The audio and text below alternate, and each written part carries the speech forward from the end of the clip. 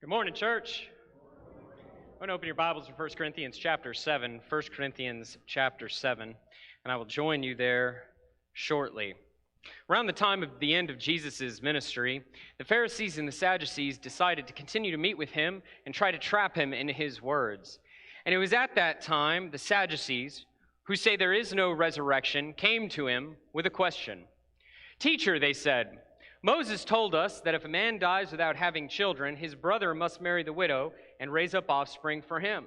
Now there were 7 brothers among us. The first one married and died, and since he had no children, he left his wife to his brother. The same thing happened to the second and the third brother, right on down to the 7th. Finally, the woman died. Now then, teacher, at the resurrection, whose wife will she be of the 7, since all of them were married to her?" Jesus replied, "You are in error, because you do not know the Scriptures or the power of God. At the resurrection, people will neither marry nor be given in marriage. They will be like the angels in heaven. But about the resurrection of the dead, have you not read what God said to you?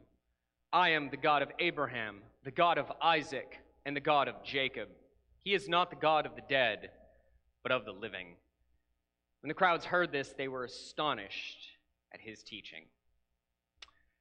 Now, church, we're in 1 Corinthians chapter 7 this morning, and we're dealing with a subject that during their day and age, this is a very difficult topic, and Paul's going to have some teachings on this topic that are very difficult for their culture in their day to accept. And I expect that this teaching, for many of us, is going to challenge our perspective as well. So Paul says in 1 Corinthians chapter 7:1, go ahead and advance it to the first slide. "Now for the matters you wrote about." So understand that at this point, the church in Corinth and Paul have been in contact. They've been in communication, right? They didn't have email. They would send letters back and forth. And so now we arrive at some of the issues the church was asking Paul directly about. And so he brings up that first matter. This won't be the only matter that he discusses or that they brought up. He's going to discuss many, but it is the first we're going to deal with. He says, "Now for the matters you wrote about," in chapter 7, verse 1, "it is good for a man not to have sexual relations with a woman. But since sexual immorality is occurring, each man should have sexual relations with his own wife, and each woman with her own husband." Is this a church that has struggled with this issue? Absolutely. We can go back to 1 Corinthians chapter 5, and we see that there was a man who is in an improper relationship, an improper physical relationship with his stepmother. We know from Roman law that that was not tolerated, but we do know also that the Greeks did practice this now and again. And so Paul's already addressed that issue specifically. This is unacceptable. This is not okay. A person who lives in that sin openly has to be excommunicated from the church. But that wasn't the only problem. If we come back up here to chapter 6, verses 12, and look at verses 12 through 20, what we see is that we're dealing with a society and a culture that thinks prostitution is okay. And understand, church, that this was not unique to the Greeks. This was common throughout the Mediterranean, in all of these ancient cultures. We have ancient writer after ancient writer after ancient writer who basically says prostitution, societally speaking, is a net good, because it gives a place for men to go get rid of urges. That's how they thought of it. And as I've said, we have writer after writer who expounds on that point. As Paul points out here in verse 13 in chapter 6, "You say food for the stomach and the stomach for food, and God will destroy them both." Their understanding was these are mere biological urges that need to be dealt with. And thus prostitution is a positive way for men to deal with it. In our society and our culture today, prostitution in many places is still frowned upon, not everywhere. But in many cases, prostitution is frowned upon. But do you know what isn't frowned upon by the majority of our society today? It's not prostitution, it's pornography. We've allowed in our society the proliferation of pornography, and oftentimes the proponents who do this have the same exact reasoning as their culture in their day. It's totally okay. It's totally acceptable. It's your natural urges. Consenting adults. So it's totally fine. Pornography, like prostitution, church, is not fine. The scriptures are very clear. This is immorality. It's evil and it's wicked. Paul will point out the severity of this in chapter 6 when he reminds the Christians in Corinth, do you not know that your bodies are members of Christ himself? See, the Greeks had this really interesting philosophy, this idea, and it was espoused by multiple groups. It was espoused by Plato and some of his followers. It was espoused by Epicurus and some of his followers. And to the degree they took it was different. But essentially it was this idea in Greek philosophy that the physical, your bodies, your physicality, your flesh, this is evil. But it's the spirit, it's the thing inside, it's that nebulous thing, that breath that we have. That's what's good. It's foolishness, church. God created you with a body. You became a living being when he breathed into these bodies that we have. It is in these bodies that we are also part of Christ, which is what Paul is pointing out here. Do you not know that your bodies, the physical members, are members of Christ himself? Shall then I take the members of Christ and unite them with a prostitute? Never! Do you not know that he who unites himself with a prostitute is one with her in body? For it is said the two will become one flesh. What is he talking about? We go all the way back to Genesis. We go back to Genesis chapter 2. And what was the whole point of this union? Now the Lord God had formed out of the ground all the wild animals. None of them matched, but for Adam no suitable helper was found. So what did he do? He took Adam, put him in sleep, pulled out one of his ribs, and created woman. And what is it that Adam said? This is now bone of my bone and flesh of my flesh. She shall be called woman, for she was taken out of man. And that is why a man leaves his father and mother and is united to his wife, and they become one flesh. When does that process happen, church? It happens in sex. But we don't want to talk about this. You see, in their day and age, the stipulations that Paul's going to pull out in marriage, these stipulations he's going to talk about in chapter 7, starting in verse 3, it was a challenge to them. It was, in many ways, shocking to them. And in many ways, in our day and age, it's shocking to us, but for a different reason. It's shocking to us, church, because as good Christians, we don't talk about this stuff. We can't talk about, how many of you, who's super comfortable? Who wants to take over for me this morning and talk about this? Raise your hand. Go ahead, I'll wait.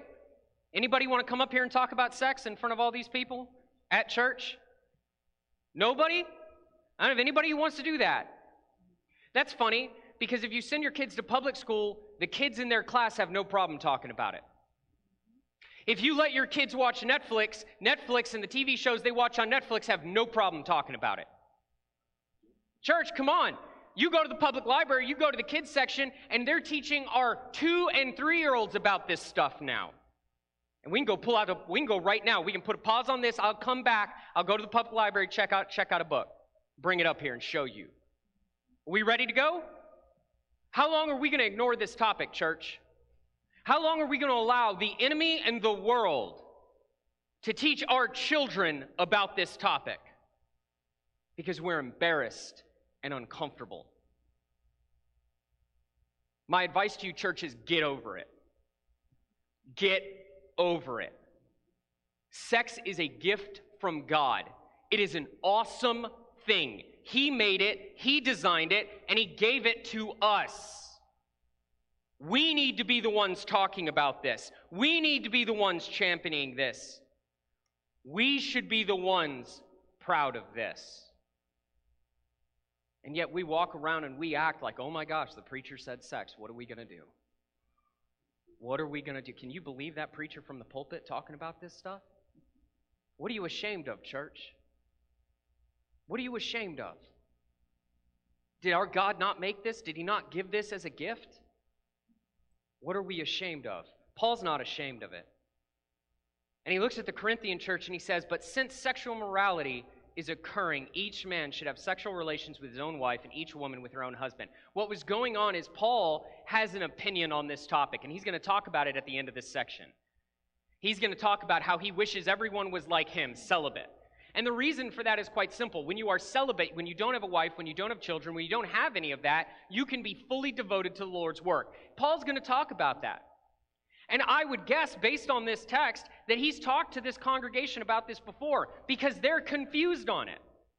And so what you got going on is you've got husbands who refuse to have sexual relations with their wives, wives who refuse to have sexual relations with their husbands, but instead of them living like that fully, what they're doing is they're running down to the cult prostitute. It's all backwards. So Paul's fixing it. Because sexual morality is occurring, we need to have these relationships. Now understand, church, that this is not the only reason to have a marriage. Marriage was not solely designed with sex in mind, but it is one of the reasons sex was designed. God wants godly offspring. God wants us to be fruitful and multiply and fill the earth. And guess what? He gave us a process that is incredibly, ridiculously enjoyable to get that done. It's okay. We can talk about it, church. We need to talk about it. But since sexual morality is occurring, since you guys are messing this up, each man should have relations with his own wife and each woman with her own husband. Go ahead and change to the next slide. Verse 3, the husband should fulfill his marital duty to his wife. This is your marital duty, husbands. Each husband should fulfill his marital duty to his wife, and likewise the wife to her husband. Now, this is when the Corinthian church lost their mind. We're losing our mind over it, but for a completely different reason. They lost their mind over it because how dare you, Paul, suggest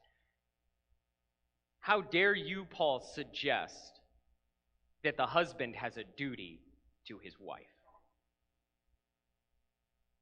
How dare you say, hey, it's totally okay to suggest that the wife has an obligation to her husband, but back it up to suggest that the husband has an obligation to his wife? Are you crazy? You see, this would have thrown them for a loop. For us, we're more comfortable with that. We've had 2,000 years of Judeo-Christendom to help us understand that in the eyes of God, all people, men and women, are made in His image, that all people have value, that all people are equal. It's where that idea came from. It came from the Scriptures. So Paul says this statement that would have thrown this church totally into chaos, would have been a huge problem for their culture, but then he doubles down to make sure we really understand. Look at verse 4. The wife does not have authority over her own body, but yields it to her husband.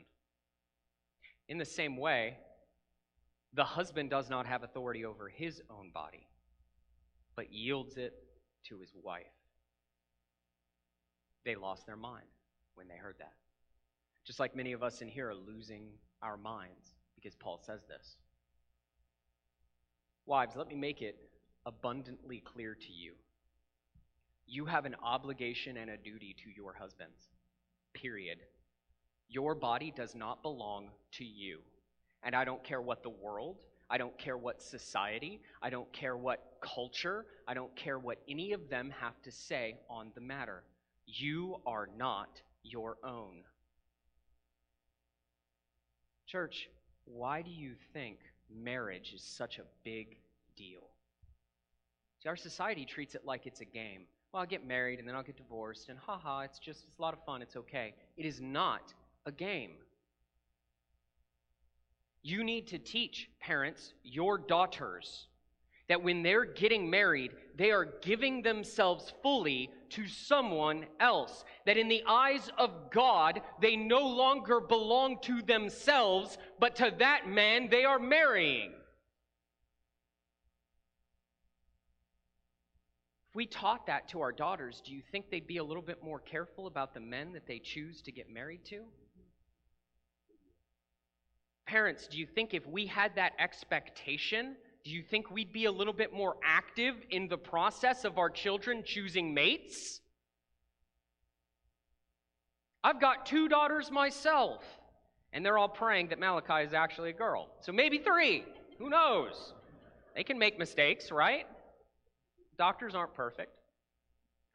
Point is, I stand here as a father with daughters, standing on the Word of God, telling you, women, if you're married, your body does not belong to yourself. It belongs to your husband. And yet I've spoken to spouse after spouse after spouse after spouse, woman after woman after woman after woman, who thinks her husband has to earn what is his due. You are out of your mind. And it's not just sex, wives, that you owe your husband, it's respect. Ooh, now I'm really stepping on toes, huh? Understand, the expectation of God to married couples is simple. You owe, wives, your husbands, respect and sex. That's what you owe them. Now, many would take that and go, oh my gosh, Cole, don't you understand? 1940s, 1950s, people were horribly abused in these situations. I agree. I absolutely agree. For sure. I think the statistics on that don't actually hold up to the narrative, but it certainly happens. Notice the verbiage that he uses, though, here, and it's very similar to Ephesians chapter 5. The wife does not have authority over her own body, but yields it. In Ephesians chapter 5, verse 21, it says this, submit to one another out of reverence for Christ. Wives, hear me, you cannot be forced to do this. If your husband is forcing you to do something like this, it is highly likely you are being abused. And you need to come talk to the elders, you might need to call the police, you need to talk to someone, because abuse is not okay, and that's not what Paul is talking about here. But understand, the expectation of a wife to her husband is that she willingly lays herself at his feet. If your husband is hitting you, he's forcing you, that's not what Paul is talking about. And understand, church, I have no tolerance for physical abuse. I consider it a violation of the covenant. In my opinion, and you may disagree, we're going to get there, it is grounds for divorce. So understand the severity in which I treat this subject. But the expectation from wives to a husband is that she gives herself willingly to him in every regard. Here in 1 Corinthians, the topic is sex. In Ephesians chapter 5, if we go look at Ephesians chapter 5, starting around verse 30, 33, the expectation is respect. This is not a question of earning. And yet, over and over and over again, what I see is women who expect their husband to earn it. My response to that is good luck. Good luck. We have all these kids and we've got color charts. And we have expectations for their behavior. And what I have found in dealing with all of these children is sometimes you get a kid. So purple would be the highest color. That's like the most privileges. You're doing excellent. We're not having to tell you anything. You're just knocking your chores out. Red is grounded. Right? So if you're grounded, if you're just everything, we've told you 100 times, that type of stuff, we come down to grounding, right? We have noticed that when our children get on red and grounded, if we ground them for a week, by the end of the week, they're grounded for the month. By the end of the month, they're grounded for 6 months. And by the end of 6 months, they're grounded for a year. I'm being hyperbolic, right? But what's my point? You get into a hole that you can never climb out of. And so many times what we'll do with our children is when they get on red, after they've been on red, they've completed that first set of whatever that grounding is, whether it be a day or 2 days or whatever. We're very cautious to holding them to any other behaviors. And what I mean by that is this. They get on red and they continue to misbehave and they continue to misbehave and they continue to misbehave, and then the next thing you know, they're grounded for a year. So what do? Oftentimes, my wife and I will sit down and discuss, we need to start over. We need to have some grace. We need to go back to the beginning. We need to put them back on blue. Tomorrow they're going to start fresh, clean slate. It's over. Because if we don't, he's never or she's never going to get out of this hole. Wives, let me make something really clear. When you expect your husbands to earn respect, when you expect your husbands to earn their marital rights, when that's what you expect from your husbands, what you'll find is they will never do it. Never. They'll never rise to the occasion. They will be stuck in that hole, and that hole will persist over and over and over again. And if you think anger, not letting the sun go down on your anger is a problem, hold a spouse to this standard for more than a week, and let me know how your marriage is going. Let me know. We have to stop this. And in our society today, this is a very difficult concept for women for women to embrace specifically. Because our society and our culture wants to put wives and women and children on a pedestal. And it is very popular to hate on men. That is not how it should be, church. In the same way, the husband does not have authority over his own body, but yields it to his wife. This is where the Corinthian church lost their mind. Husbands, you do not own your body. Nor, husbands, is it okay, this is Ephesians now, to withhold affection from your wives. Every day I come home and she gripes and she complains and the kids are crazy and you know what? It's easier for me to just not be here. You're wrong. You're withholding affection from your wife, and that is not okay. It's wrong. Well, she's got to earn my affection. You're out of your mind, and you're going to destroy your marriage. The expectation, husbands, is to be sacrificial to your wife, is to submit to your wife, is to lay down your life for your wife as Christ died for the church. Let me ask you something, husbands. What does Christ withhold from you?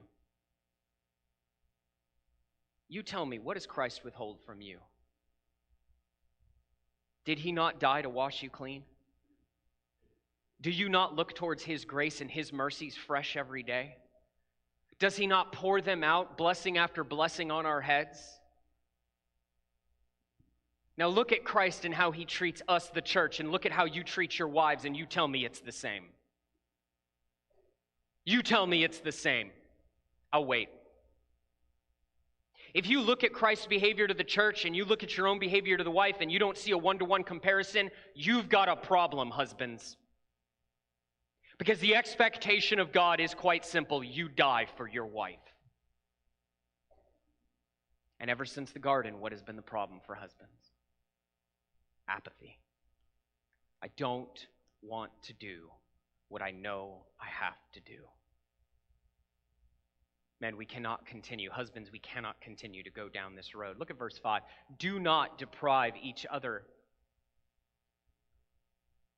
When we're saying our spouse has to earn what is theirs by right, respect, love, sex, all of these things, when we say that our spouse has to earn what is theirs by right, we are depriving them.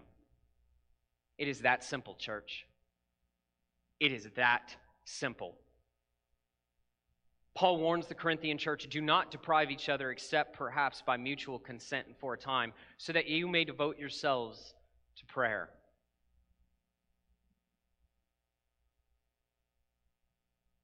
If you're married, and if you're a wife and you're not giving to your husband respect and sex on a regular basis, and if you're a husband and you're withholding from your wife affection and sex on a regular basis, understand that if it is not by mutual consent, Paul says you are depriving your spouse. Depriving your spouse. That's brass tacks, church. In the eyes of God, you are abusing your spouse. It is not okay. And I don't care if it's a husband to a wife or a wife to a husband, it is not okay. The only time is that you may not be giving to each other what the other needs. And in this context specifically, we're talking about sex. The only time that is okay is if you, by mutual consent, this is mutual agreement, and you have to be devoted together in prayer. Why? So that Satan will not tempt you because of your lack of self-control. Church, if you think we live in a society that is exceeding at self-control, you are horribly mistaken. We live in an indulgent society. Why do you think obesity is the problem it is in this country? Because people have great self-control? Because we don't have any self-control. Understand, church, we live in a society that does not practice and does not promote self-control by any measure. By any measure. By every available metric that you could look at, we live in a hedonistic society. Now, wives, tell me if you're depriving your husbands that you think they're going to exert some magical self-control that they don't exert in their own life. Husbands, tell me when you deprive your wife of your presence, of your love, of your conversation, tell me she's going to be able to live a life of self-control. And she won't be the one to stumble. Tell me that. Church, when we behave this way, we are destroying our marriages and dishonoring God. It's just that simple. Turn it to the last slide. I say this as a concession, he says in verse 6, not as a command. I wish that all of you were as I am, but each of you has your own gift from God. One has this gift, another has that. We're going to talk about this more as we move forward. Paul's desire for us all to be celibate, for us all to be able to put away wives and put away husbands and live 100% devoted to the Lord. But understand, first of all, that life is a special gift from God. God said in Genesis, it's not good for a man to be alone. That's still true to this day. That hasn't changed. But Paul wants a people, a church, that are completely and totally devoted to him. If you are married, I think some of the takeaways this morning, first of all, is that sex only happens in marriage. That is what is right. That is what is proper. Any type of sexual relationship you have outside of the bounds of marriage is sexual immorality. It's wrong. It's a sin. And you will be held accountable for it. So understand that first of all. But for husbands and wives, the way you glorify God in your marriage is you do not deprive your spouse of their due, but yield yourself willingly to them. This applies to husbands and wives. We do this not just for the sake of immorality, to avoid immorality, but we also do this because sex is the glue that binds a husband and wife together. You know what's funny? I see lots of couples, lots and lots of couples, and they're not in my office because everything's going great. They're usually in my office because everything isn't going great. And do you know what's weird, church? It's bizarre, and maybe you can help me understand this. Do you believe that there's a common thread among each of these groups? Do you know what that common thread is? Can you guess? They aren't doing what? Oh gosh, church, come on, we can't even say it, can we? We can't even, look how embarrassed we are. I'm seeing red faces, I'm seeing people look around. We can't even talk about a gift from our God in church. This is ridiculous, it's insane. We don't do this on any other topic. All of the couples that come into my office, guaranteed, before they even sit down, I already know they're not having sex. Guaranteed. Guaranteed. You take this out of the relationship, church, and you destroy your marriage. It's that simple. Go ahead and move it to the last slide. Look, I understand this topic is hard for us. I get it. I get that what Paul taught then and how it applies to us today, just as it did then, is hard. I also understand that not everybody's situation is exactly the same. So make sure you don't take what I'm saying and apply it to a unique situation. Abuse is a real thing. It really happens. And if you think you might be in that situation, we've got elders standing up in the back. I'm going to be in that prayer room. You can come talk to us about it. And we're going to tell you right off the bat, maybe we need to call 911, maybe we need to do that, because that isn't okay. Christians don't abuse other Christians. But far too often, church, because of what our society preaches and teaches, we have abused our spouses in the eyes of God, thinking what we're doing is okay. So this morning, I've got a lot of married couples in here. I'm going to be right back there. I've got elders standing up in the back. Put aside your pride. This morning, you've been challenged because you've been abusing your spouse. If this morning you're distraught because you realize your behavior has been less than Christian, I really want to encourage you. Or if you're here this morning and you can't believe that we would talk about this situation, you're shocked, and you want to learn more about Jesus. You want to learn more about this God who gave us this awesome gift and called us to this powerfully awesome ethic. If you want to learn more, like I said, I'm going to be back there in that prayer room. I've got elders standing up in the back.